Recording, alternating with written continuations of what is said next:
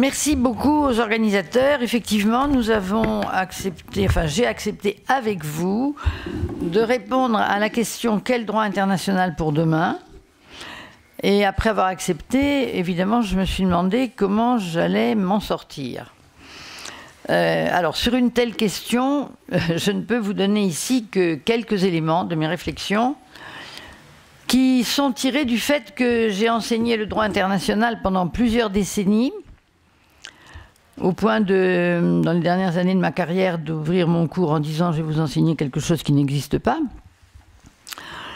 J'ai participé, le hasard de la vie et des choses a fait que j'ai participé à des procédures supposées être des tentatives d'application du droit à des situations concrètes. Et tout cela m'a convaincu qu'il y avait dans le système que Daniel Lago vient de présenter largement, il y a un vice, il y a quelque chose qui ne va pas et qui le rend inapplicable. Alors, je vais parler ici à la fois du droit international humanitaire, qui est quand même un terrain d'application particulier de l'ineffectivité du droit, mais en même temps du droit international, parce que c'est toute cette branche du droit qui est affectée par ce que je vais dénoncer. Alors, je vais remonter rapidement aux origines pour montrer comment les conséquences de la situation se sont amplifiées, obligeant l'humanité, au point où nous sommes aujourd'hui, à choisir entre changer les bases de ce droit international ou s'enfoncer dans le chaos. Il n'y a pas de voie intermédiaire.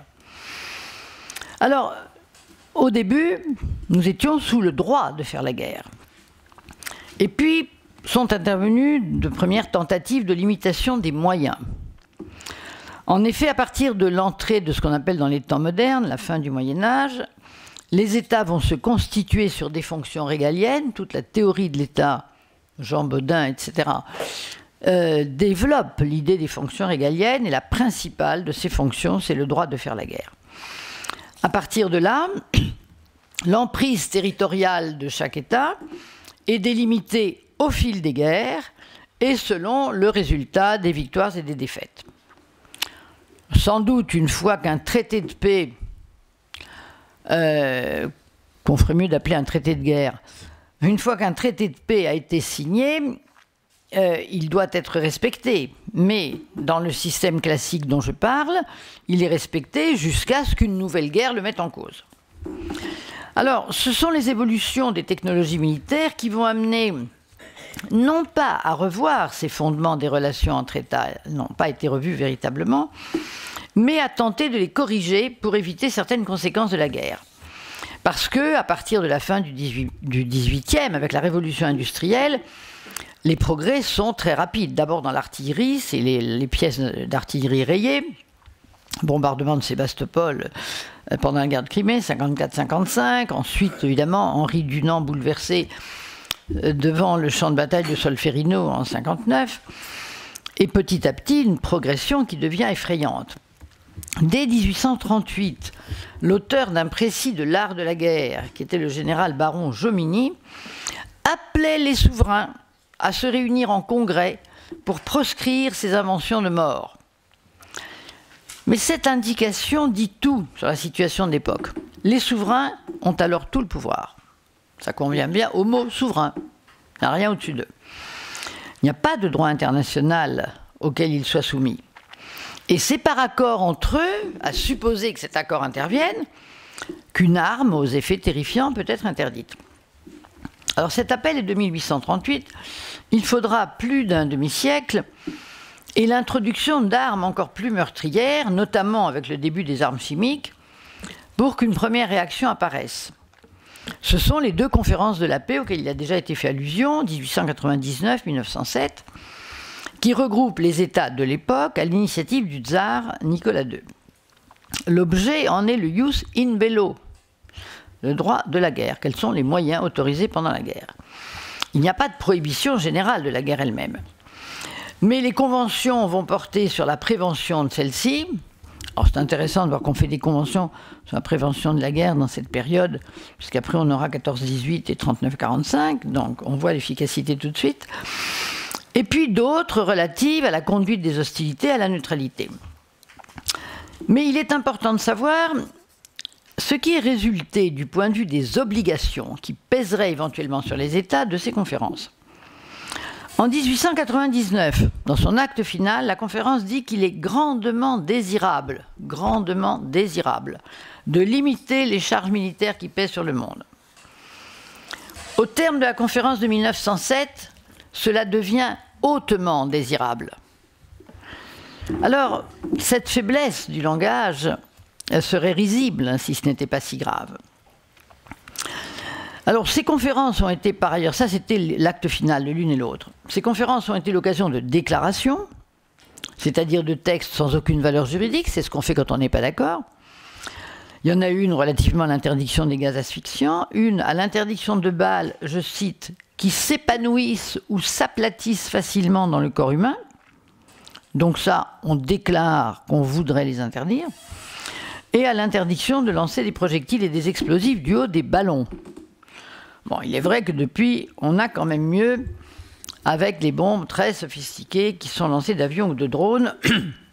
Et les bombardements, dans le droit contemporain, ne sont pas interdits. Certaines armes le sont, mais pas les bombardements. Alors, pour ce qui est des textes qui engagent, c'est-à-dire des traités proprement dits, toujours à cette époque, il est convenu à travers plusieurs conventions que les belligérants n'ont pas un droit illimité quant au choix des moyens de nuire à l'ennemi. Et c'est là que sont interdits le poison, les armes empoisonnées, la trahison dans le combat, pas la ruse. Hein. La ruse est autorisée, mais pas la trahison. Certaines armes, projectiles ou matières de nature à causer des maux superflus, et l'attaque de villes, villages ou habitations qui ne sont pas défendus. Mais, bon, donc là, il y a quand même un paquet de conventions, pas mal, on commence quelque chose. Mais il faut ajouter, ce qui n'est dit que dans des manuels très détaillés et très techniques, que ces premières conventions étaient assorties d'une clause très particulière, qu'on appelle, dans notre jargon latin de juriste, la clause si omnes. Par là, les dispositions de ces conventions n'étaient applicables que lorsque tous les belligérants d'une guerre étaient des États contractants de la dite convention. Cela a permis à l'Allemagne, pendant la Première Guerre mondiale, de refuser toute application de ces conventions en raison de l'entrée en guerre du Libéria, qui n'était pas signataire. Et pendant la Seconde Guerre mondiale, le fait que l'Italie n'ait pas été partie à ces conventions a permis également de refuser leur application. Alors, cette clause a disparu aujourd'hui, mais elle était en vigueur à l'époque.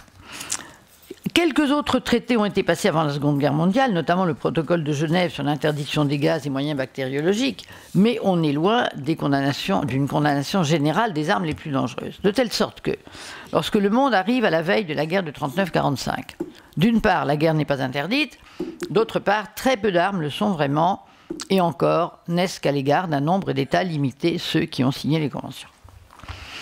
Alors nous entrons dans une nouvelle phase, croit-on. L'interdiction de la guerre par la Charte des Nations Unies et le développement parallèle du droit humanitaire, ce qui est paradoxal. En 1945, la Charte des Nations Unies complète ce qui avait été amorcé par le pacte Briand-Kellogg. Elle déclare l'interdiction de la guerre. Les États s'abstiennent dans leurs relations internationales de recourir à la menace et à l'emploi de la force. Et tout le monde crie à une révolution, la guerre, c'est fini. Et nous avons le fameux chapitre 7 sur les sanctions, par lequel le Conseil de sécurité, chargé du maintien de la paix, doit agir en cas de menace contre la paix, de rupture de la paix ou d'acte d'agression. Et le Conseil peut engager des sanctions militaires. Donc, il est prévu que les États devront passer des accords entre eux, c'est l'article 47 de la Charte, 43, pardon, pour mettre à la disposition du Conseil les forces armées dont il aura besoin pour les sanctions.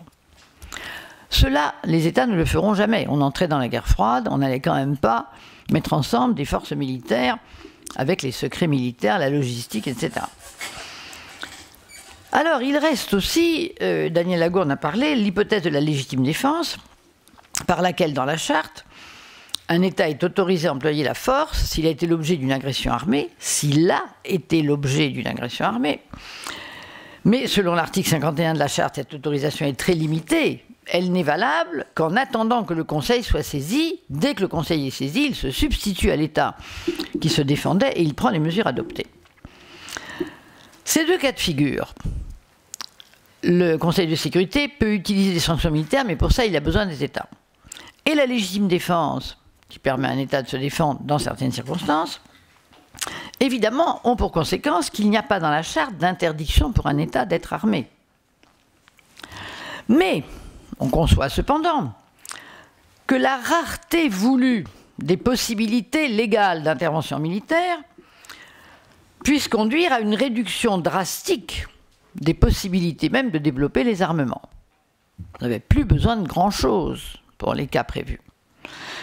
Et c'est bien le sens de l'article 26 de la Charte des Nations Unies.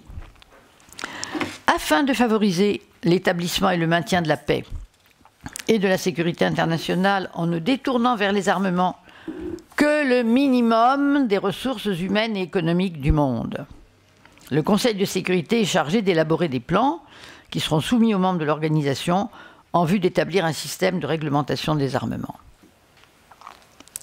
C'est un beau texte. Il est resté lettre morte, personne n'en parle jamais, ne fait l'objet d'aucun commentaire, et jamais le Conseil de sécurité ne s'est considéré comme étant en charge de cette responsabilité. Au contraire, les 5 membres permanents sont parmi les principaux fabricants et marchands d'armes, et les pays émergents qui voudraient bien devenir membres permanents au terme d'une réforme du Conseil de sécurité qui n'aura jamais lieu, deviennent eux aussi de gros producteurs et consommateurs. Je pense à la Chine, au Brésil ou à l'Inde, par exemple.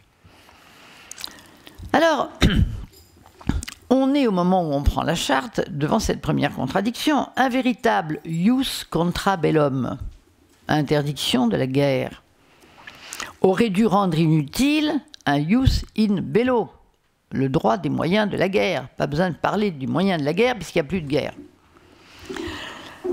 Peu convaincus eux-mêmes de l'efficacité de l'interdiction du recours à la guerre, les États se sont activés très vite après l'entrée en vigueur de la charte à développer le droit humanitaire en cas de conflit armé.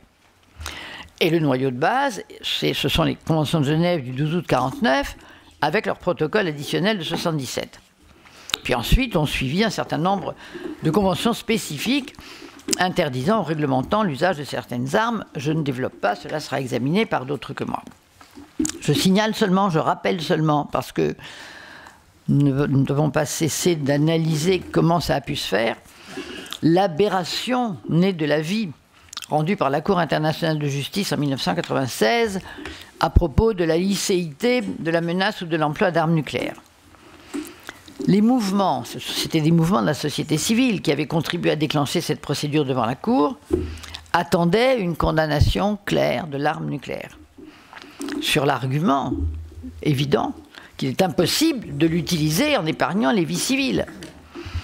Mais la Cour, sous l'influence des grandes puissances qui voulaient à tout prix sauver la dissuasion, a pris une position ambiguë, puisque pour elle, l'usage de ces armes est bien contraire au droit international, mais elle refuse de se prononcer pour le cas où un État se trouverait dans une circonstance extrême de légitime défense dans laquelle sa survie même serait en cause. Donc l'arme nucléaire n'est pas radicalement interdite. Alors, je voudrais maintenant répondre à 3 questions pour essayer de rester dans mon vaste sujet. Le droit international, et notamment sa branche humanitaire, sont-ils dotés d'efficacité, si peu que ce soit? Sinon, quelles sont les causes de cette inefficacité? Enfin, devant cet état de choses, devons-nous en rester à la déploration? Et moi, j'ai fait trop longtemps de la déploration, je ne supporte plus. Ou peut-on imaginer des solutions, et lesquelles? Alors, l'inefficacité du droit international. Elle le frappe dans son ensemble. La règle du non-recours à l'emploi de la force et le mécanisme de sanction qui l'accompagne ont fait l'objet de multiples manipulations. Je prendrai un exemple que j'ai bien connu, celui de l'embargo contre l'Irak, qui a duré de 1991 à 2013 sur des bases juridiques plus que douteuses. Cet embargo avait été décidé avec pour fondement l'invasion du Koweït par l'Irak en août 1990. On frappait l'Irak d'un embargo pour l'amener à rendre le Koweït. Cet embargo aurait dû cesser avec la libération du Koweït obtenue en avril 1991. Saddam Hussein n'avait pas quitté le Koweït de sa bonne volonté, bien sûr. Mais enfin, le Koweït était libéré, la condition était remplie. L'embargo a été prolongé pendant 12 ans sans qu'un nouveau fondement de ces sanctions soit vraiment débattu au Conseil de sécurité. Vous savez, Colin Powell mettait des papiers comme ça à la télévision en disant « j'ai des preuves qu'il y a des armes de destruction massive ». C'était ça le nouveau fondement. Sans preuve, sans sérieux aucun. 12 ans d'embargo. On s'étonne de la situation de l'Irak aujourd'hui.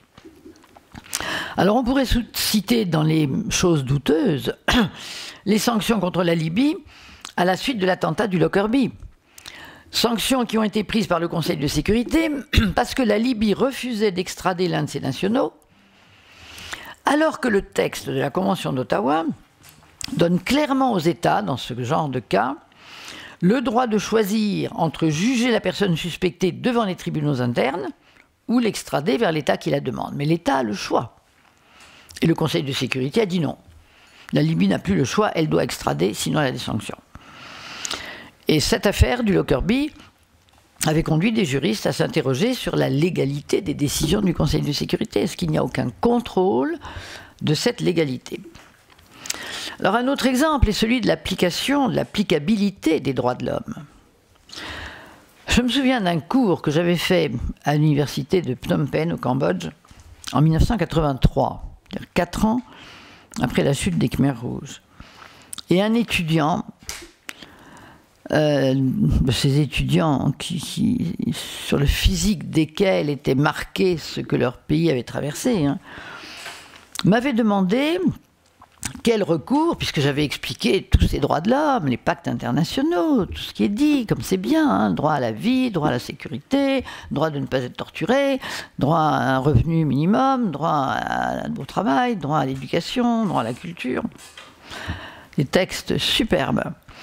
Il m'avait demandé quel recours avaient les Cambodgiens contre les violations commises par les Khmers rouges. Ça, ce sont des moments difficiles, vous savez, quand on enseigne quelque chose. J'avais été obligé de lui dire qu'il n'y avait pas de mécanisme judiciaire d'application personnelle de ces droits. Comme il n'y en a pas, par exemple, pour les règles codifiées par la Commission du droit international par un très long travail relativement à la responsabilité des États. Il n'y a pas de mécanisme judiciaire. Donc, monsieur, lui avais-je dit, il n'y a pas de recours. Si l'on s'arrête davantage au droit humanitaire, il est quand même particulièrement riche en échecs de normes pourtant déclarées comme étant en vigueur. Il y a des exemples emblématiques. Les conventions de Genève et leurs protocoles additionnels ont pour but la protection des personnes civiles en temps de guerre. Dans les guerres qui ont ravagé une partie de la République démocratique du Congo, dans celle plus récente qui met actuellement la Syrie à feu et à sang, dans celle qu'Israël a menée récemment, ou il y a quelques années, contre Gaza, est-ce que nous voyons le moindre effet de ces dispositions? Est-ce qu'il y a des limites au comportement des combattants qui seraient motivés par le respect dû au texte du droit humanitaire? Les victimes ont-elles des recours pendant les opérations ou après? Demain, on parlera ici de la justice pénale internationale. Cette justice internationale, elle est sans doute une promesse. Elle n'est pas encore une réalisation. Et je pense que demain, on expliquera pourquoi. Alors, pour prendre l'exemple des viols commis en masse dans beaucoup de guerres, mais je prends l'exemple de la République démocratique du Congo, où les viols ont été massifs et quasi quotidiens dans la période 1993-2003. La Cour pénale internationale n'a pas de compétence puisqu'il s'agit de faits antérieurs à son entrée en vigueur. Sa compétence n'est pas rétroactive. Alors il y a des associations, des mouvements de la société civile qui se mobilisent pour demander la création d'un tribunal spécial sur le modèle des TPI pour l'ex-Yougoslavie et le Rwanda, mais n'ont pas encore été entendus. Alors si on en vient à la Palestine, son adhésion au statut de la Cour pénale internationale est à chaque moment différée. Tant les pressions sont grandes sur l'autorité palestinienne à ce sujet. Il est quand même surréaliste de voir l'Union européenne, qui se targue par ailleurs d'être composée d'États qui respectent l'État de droit et de le respecter elle-même, que je sache. Eh bien, elle tente de dissuader la Palestine de devenir membre de ce statut en considérant que ce serait là une erreur politique. Toujours sur le cas de la Palestine, car c'est un cas emblématique de l'échec du droit humanitaire. Nous savons que le droit humanitaire comporte des règles reconnues par les États comme valables en cas d'occupation militaire d'un territoire par un État qui n'en est pas le souverain. Israël s'est enfoncé dans une longue série de violations massives de ces normes. Les États occidentaux se sont toujours gardés de condamner frontalement cette situation. Ils reprennent plus ou moins l'argument d'Israël de sa sécurité. En 1904, la Cour internationale de justice, dans un avis longuement motivé sur les conséquences juridiques de l'édification d'un mur dans le territoire palestinien occupé, 2004, a remis les choses au point dans le sens d'une application rigoureuse du droit en vigueur. Elle a rappelé notamment ce qu'Israël avait souvent tenté d'esquiver, que l'occupation de la Palestine par Israël relève bien des règles du droit de Genève. Elle déclare la construction du mur illégale, en rappelant les règles qui pèsent sur Israël et que cet État a constamment violées. Elle ne considère pas, et elle s'en explique, que l'argument de la légitime défense ou celui relatif à la sécurité d'Israël puisse exonérer cet État de ses responsabilités internationales.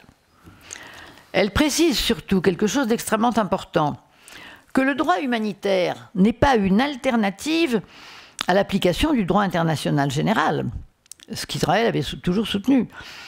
Les deux branches du droit sont cumulatives. L'occupation militaire est bien soumise aux normes posées à ce sujet dans les conventions de Genève ou dans d'autres textes, mais elle est également soumise à toutes les normes relatives aux droits de l'homme ou au droit à l'autodétermination. Et sur ce point, la Cour a beaucoup insisté dans son avis. Elle a précisé également que les autres États ne devaient pas poursuivre avec Israël de coopération susceptible de contribuer à l'édification du mur, puisque cette édification est illégale. Alors, nous savons tous ce qu'il en reste. Rien de ce que la Cour a dit n'a été respecté. Et toujours à propos de la Palestine, je vais dire un mot de l'échec d'une autre procédure, échec récent, qui est une preuve désespérante de l'inefficacité du droit international. Je parle ici de l'action qui a été ouverte devant la justice française par une association, l'association France-Palestine Solidarité, relativement au tramway de Jérusalem. La requérante, cette association, et l'OLP, qui s'est jointe à elle, demandait aux juridictions françaises de dire que le contrat par lequel les sociétés Alstom et Veolia avaient accepté de construire pour Israël un tramway reliant Jérusalem aux colonies de peuplement les plus lointaines, à travers la Cisjordanie, était illicite et d'interdire aux sociétés d'en poursuivre l'exécution. Il fallait pour cela, d'abord que les juridictions françaises se déclarent compétentes de ce qu'elles ont fait. Ça, c'était déjà pas mal. Mais c'est la seule satisfaction qu'on ait eue. Et qu'elles constatent que le tramway était un outil de la colonisation. Il fallait ensuite qu'elles fondent la décision demandée sur l'article 49, paragraphe 6 de la Convention de Genève, qui interdit à une puissance occupante de transférer sa population dans le territoire occupé. Il y avait aussi, comme fondement de l'illégalité, les engagements pris par les sociétés elles-mêmes à travers le pacte mondial ou leur code d'éthique par lesquels elles disent qu'elles vont respecter les droits de l'homme et le droit humanitaire. Alors les décisions, prises en première instance comme en appel, rejettent les demandes des requérantes en prétendant que les dispositions des conventions de Genève ne sont pas d'effet direct en droit français et ne peuvent pas être invoqués par des particuliers. Ces traités n'ayant de valeur d'engagement contre les États. Quant aux engagements des entreprises, le pacte mondial, les codes d'éthique, ils seraient non contraignants car ce ne sont que des recommandations. Il y a bien le mot « engagé » dans les phrases, les entreprises s'engagent, mais elles s'engagent sans engagement. Alors les requérantes se sont pourvues devant la Cour de cassation. Celle-ci, en juillet dernier, a considéré le pourvoi comme non admissible, ce qui lui a permis de ne pas juger sans avoir à motiver sa décision.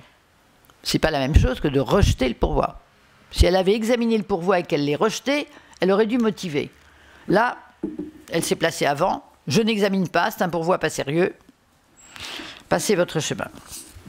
Voilà comment la colonisation de la Palestine par Israël, avec la complicité de grandes entreprises, ici des entreprises françaises, s'est trouvée validée par les juridictions internationales.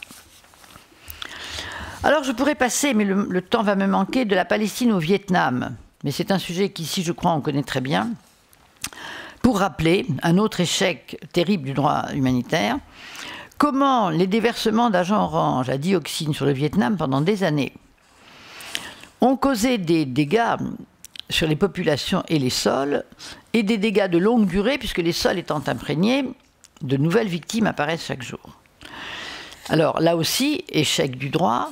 Le Vietnam ne pouvait pas aller devant les juridictions internationales en tant qu'État pour, par exemple, mettre en cause la responsabilité des États-Unis, puisqu'il aurait fallu aller devant la Cour internationale de justice et qu'il faut l'accord des 2 États pour y aller.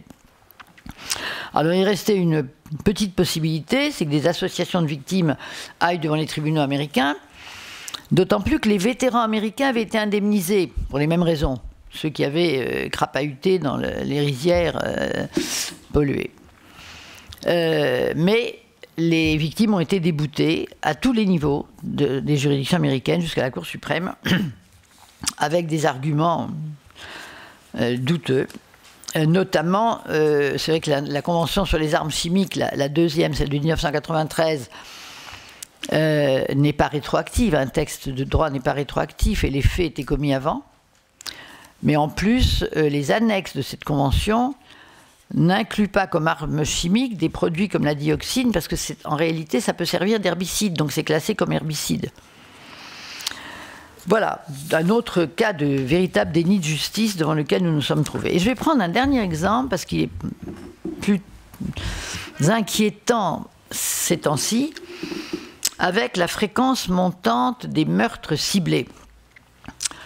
Fréquence, naturellement, qui va de pair avec l'utilisation des drones. On désigne sous ce terme l'utilisation, c'est la définition donnée par les Nations Unies, parce qu'on a essayé de définir juridiquement les meurtres ciblés. Moi, j'ai envie de dire assassinat, je pense que c'est une bonne définition juridique, mais les juristes de droit international ont des méthodes plus sophistiquées. Donc, on désigne sous ce terme l'utilisation intentionnelle de la force létale par des forces publiques ou par des groupes armés contre une personne identifiée à l'avance. Et cela, le plus souvent, hors du territoire de l'État auteur. Donc, c'est ce que disent les Nations Unies. Moi, j'ai envie d'être plus direct parce que, en réalité, je considère, et je repense à la phrase de Badinter qui a été citée au début de ce colloque, je considère que le droit à la vie, mais aussi le droit à un procès équitable, la présomption d'innocence, sont des valeurs de base. Alors, est-ce qu'on doit les qualifier de droits absolus? Peut-être pas, c'est excessif, mais en tout cas, on doit considérer qu'un État, sous son seul jugement, ne peut pas se dispenser de les respecter. Et à cet égard, la Cour européenne de Strasbourg a précisé les critères étroits qui peuvent rendre l'acte de tuer licite. Il s'agit de l'absolue nécessité de la défense d'autrui face à une menace imminente. Il faut qu'il y ait une menace imminente, que quelqu'un soit menacé de mort pour qu'on intervienne sur la personne la menaçant.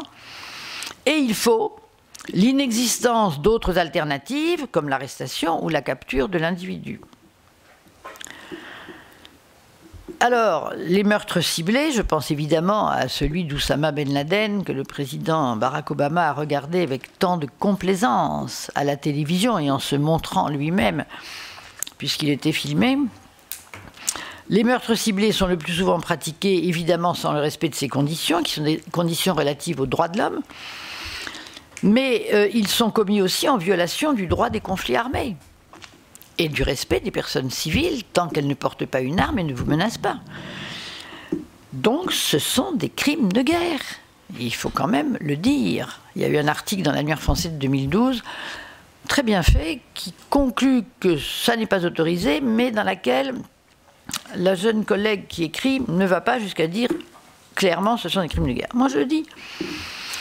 Le droit humanitaire exige la protection des personnes civiles en les distinguant des combattants. Cette distinction est difficile, mais les combattants sont les personnes participant à des forces armées à un moment donné. Il est capital de maintenir l'interdiction de l'assassinat lorsqu'il répond seulement à la raison d'État ou à la logique terroriste. C'est indispensable pour sauver les principes du droit qui sont la clé de la paix. Et pourtant, vous le savez bien, avec la montée en puissance actuellement des forces islamistes dans le monde entier, nous assistons au naufrage du droit humanitaire et au retour de la loi du talion. Alors, très difficile de parler de l'efficacité du droit international et du droit humanitaire. Donc il faut chercher les défaillances, d'où ça vient. Et je crois que ces défaillances, elles sont dans les mécanismes mêmes du droit et qu'elles expliquent son inefficacité. Parce que pour toutes les branches du droit, l'analyse est la même. Un ensemble de normes doit exprimer à un moment donné les valeurs dont une société se dote. Et il va de soi que ces normes doivent avoir une portée générale, s'appliquer à tous les sujets de la société concernée, et qu'elles doivent être dotées de mécanismes d'application, soit par des organes de contrôle, soit par des organes judiciaires. Et c'est là que le droit international pêche. La condition de portée générale des normes est le plus souvent absente du droit international. L'essentiel des normes est constitué de traités. Ce sont des contrats, les traités, effets relatifs. Contrats entre États, ils ne valent que pour ceux qui y sont partis. Les normes à portée universelle, on en a très peu, très peu en droit international.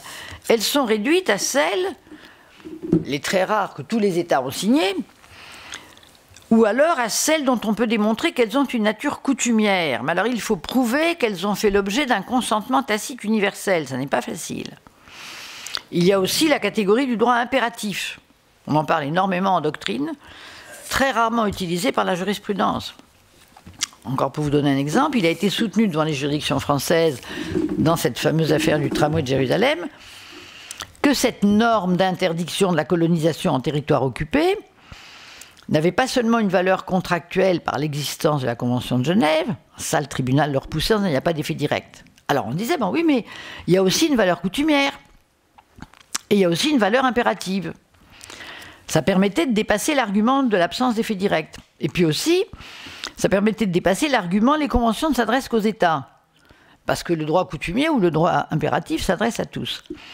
Les juridictions françaises ont refusé de reconnaître le caractère coutumier ou impératif de la norme. Or, un droit seulement contractuel, dépendant de la seule volonté des sujets concernés, échoue à ce dont nous avons le plus besoin dans la phase actuelle, intégrer les humains dans une commune humanité. Nous ne sommes pas dans des clans qui se guerroient, nous sommes ensemble, sur une planète, quelque part. Alors, le volontarisme des sujets de droit empêche cela, et il limite les possibilités de solution judiciaire au seul cas où les protagonistes s'entendent pour soumettre un différend à une juridiction. Du coup, le droit international ne se trouve pas au-dessus des États. Contrairement aux sociétés internes, dans la société interne, la loi est au-dessus de tous les sujets. En droit international, ça n'est pas le cas. Alors, bien des conventions internationales, on essaye de parer à ça avec du bricolage. On a inventé les organes de suivi des conventions internationales. Il y en a pour les conventions, les grandes conventions sur l'environnement, les conventions sur l'interdiction des armes, etc. Mais elles ne font que constater les défaillances des États. Ça ne sert pas à grand-chose. Revenons à la commission d'établissement des faits prévue dans les conventions de Genève de 1949 en cas de violation du droit humanitaire. Il n'y en avait pas dans les conventions de Genève. Cette commission a été introduite comme un progrès par le protocole de 1977. Elle a été mise en place, mais elle n'est pas saisie. Elle ne peut l'être que si les deux parties au conflit sont d'accord.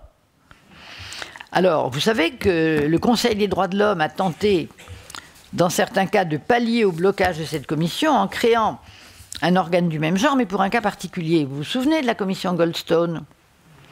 Elle a rapporté sur la guerre menée en 2008 et 2009 à Gaza par Israël. Mais vous vous souvenez des polémiques qui ont été déclenchées, la commission ayant souffert, entre autres choses, du fait qu'elle avait été créée par un organe, le Conseil des droits de l'homme, qui est extrêmement discrédité par les grandes puissances.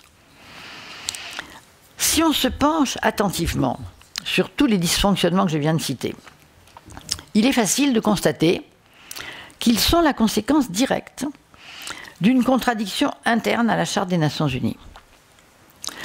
Avec 70 ans de recul depuis sa création, on voit mieux comment la Charte a été fondée sur des principes incompatibles. D'un côté, elle annonce la paix mondiale et des mécanismes pour y conduire. Tous les États sont soumis à la même obligation de renoncer à la guerre, ce qui révolutionne leur statut tel qu'il s'était développé historiquement. On va renforcer le droit international en créant des organes chargés de le développer, la Commission du droit international, et de l'appliquer, la Cour internationale de justice. Tout cela supposait évidemment que le concept qui avait servi jusqu'ici de fondement aux relations internationales et au développement politique des sociétés, c'est-à-dire celui de souveraineté des États, soit remis en cause.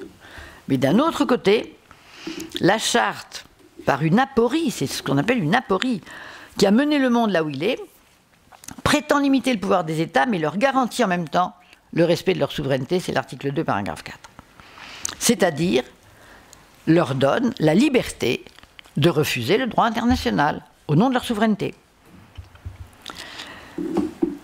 Et les États ne sont soumis au droit international que s'ils le veulent bien, ce qui fait que si on changeait de système, si on faisait que le droit international devienne véritablement obligatoire, il faudrait que les États ne soient plus souverains. Être souverain, c'est avoir un pouvoir au-dessus duquel il n'y a rien. C'est ça la définition. C'est la plénitude des compétences. Donc ils ne seraient plus souverains. Et s'ils restent souverains, le droit international ne peut pas se développer, on reste sur le rapport de force. Et c'est bien ça ce qui se passe, notamment en faveur des membres permanents du Conseil de sécurité et de leurs alliés. Il n'y a donc rien à attendre des Nations Unies aujourd'hui. On y a cru, on y a beaucoup travaillé. Il y a eu quelques bonnes choses, notamment l'entrée des peuples décolonisés. Mais aujourd'hui, les Nations Unies ont épuisé leur capacité à régler l'ordre dans le monde. Les Nations Unies ne peuvent qu'assister au désordre ou même l'accélérer. Alors, pour finir, quelle perspective ? Le monde est-il condamné au chaos ou pouvons-nous esquisser des voies pour un autre avenir ? D'abord, je dirais l'urgence. Le modèle sur lequel nous avons vécu est à bout de souffle. Je ne suis pas sûre que dans nos sociétés occidentales, on se rende compte de ça. Les rapports de pouvoir sur la planète sont en pleine évolution. Les puissants de demain ne seront pas ceux d'hier.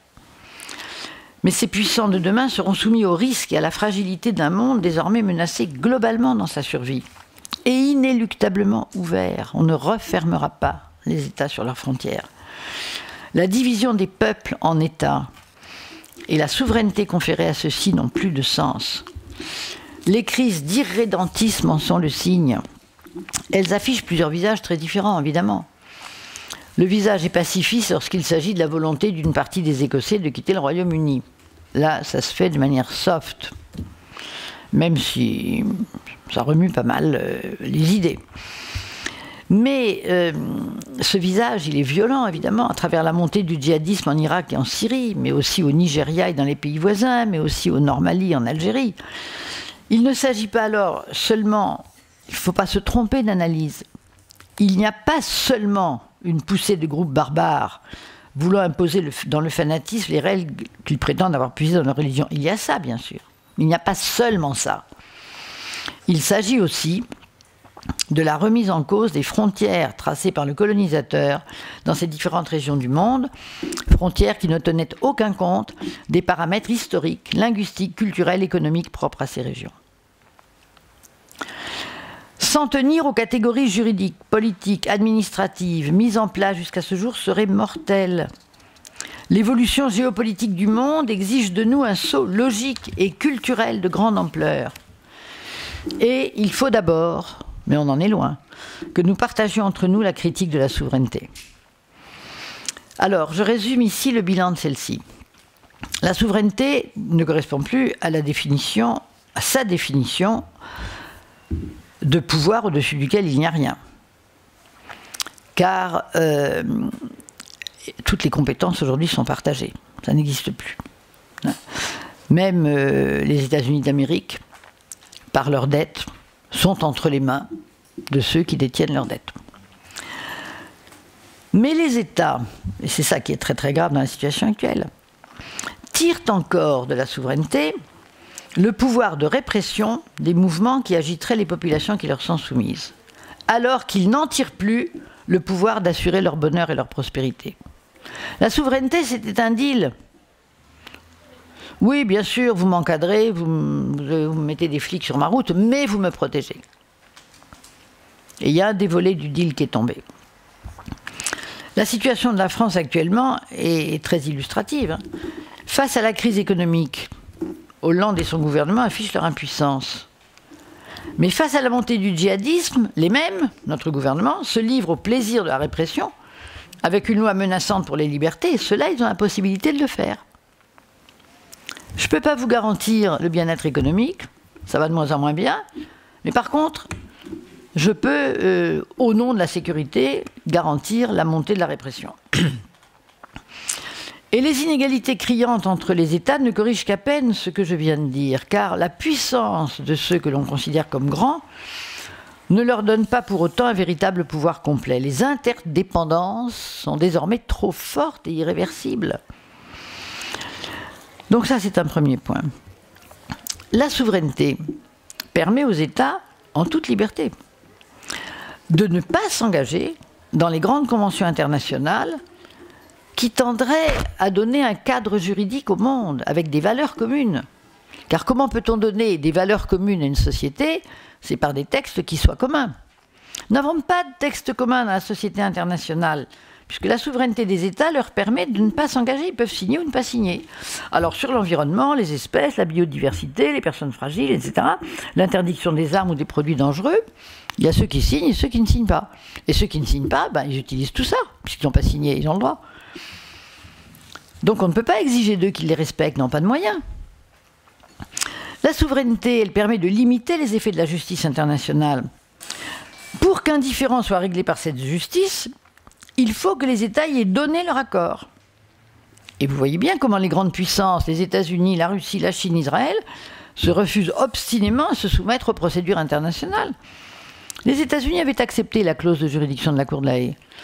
Elle a été confrontée à une procédure avec le petit Nicaragua, dans lequel elle a perdu. Les États-Unis ont perdu.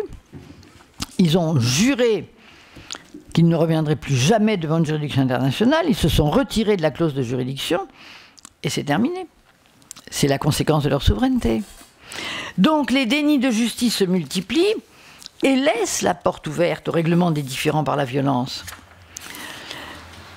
Et malgré cette série de conséquences très négatives de la souveraineté, elle est très rarement critiquée. Parce qu'on croit qu'elle protège les citoyens. Ça, c'est une idée très ancrée.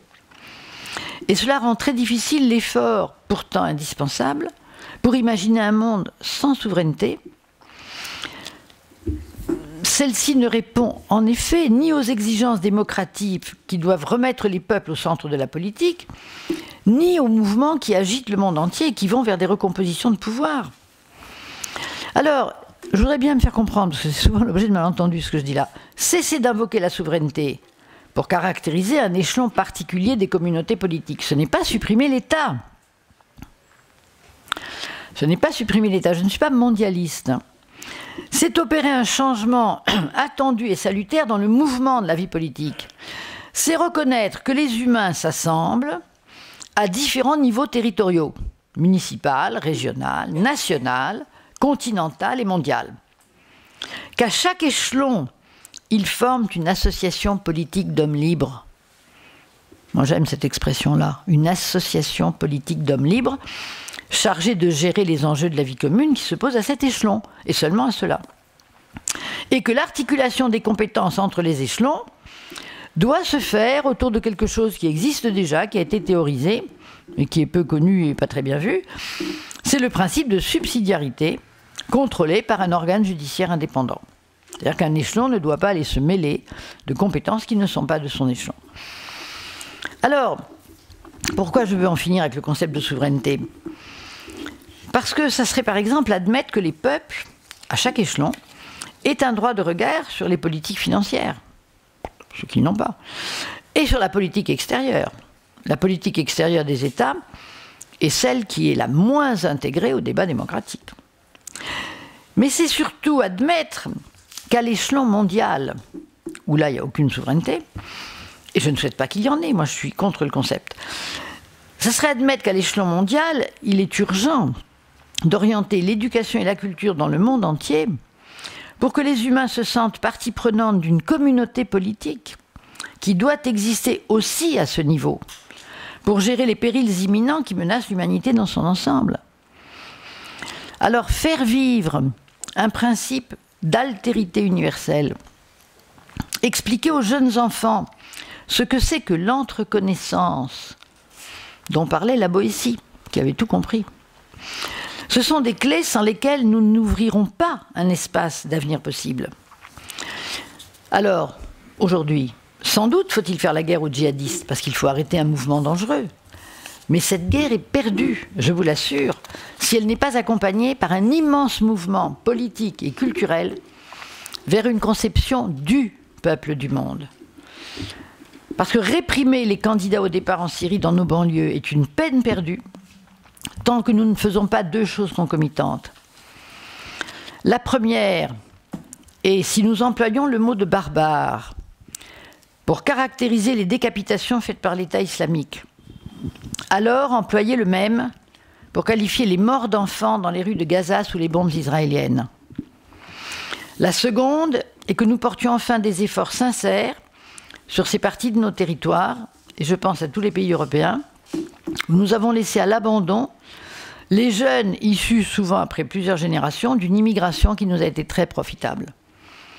Les réprimer et vouloir leur ôter leur passeport n'a aucun sens si, dans le même mouvement, on ne leur offre pas ici une vraie place parmi nous.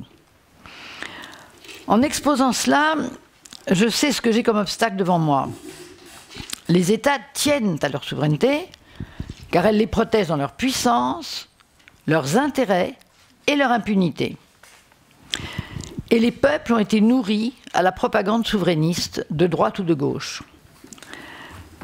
Mais j'ai vu trop souvent, dans des débats, des personnes à demi convaincues par mes propos, me dire finalement « oui, mais notre souveraineté, elle nous protège quand même peut-être ». L'idéologie souverainiste nationaliste, elle est si profondément ancrée que je sais bien que le travail que j'amorce est confronté à un obstacle très fort.